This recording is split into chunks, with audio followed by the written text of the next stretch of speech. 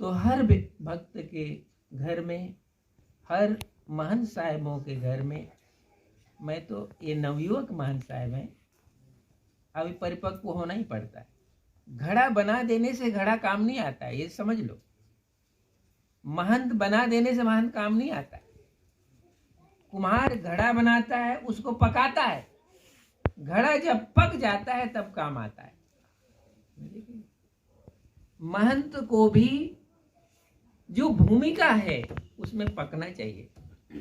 आप भूमिका में पकोगे तब आप कहीं भी जाकर के किसी को उपदेश करोगे तो वो काम करता है। बुलेट जानते हो इतना बड़ा होता है,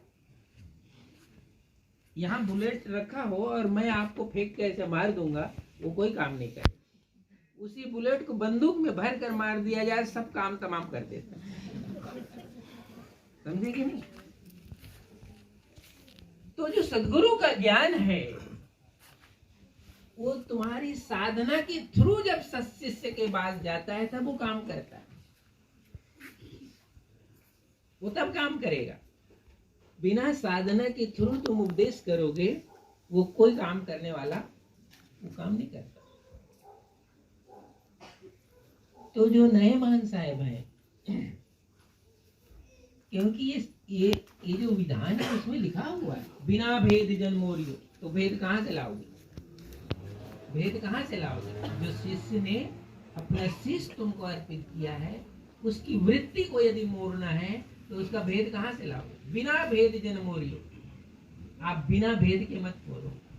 तो वो भेद को प्राप्त करने के लिए साधन, सुमरन और जो विधि दिया है वो आपके जीवन में आना चाहिए।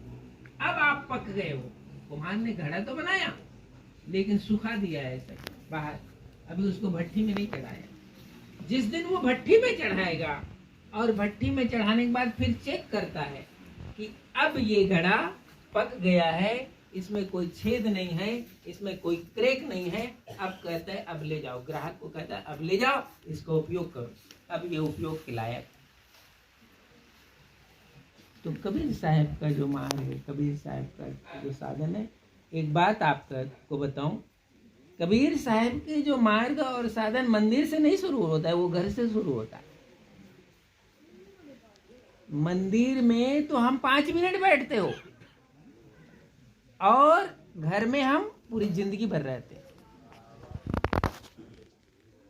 जिंदगी भर रहते हैं, उसमें साहब का निवास होना चाहिए।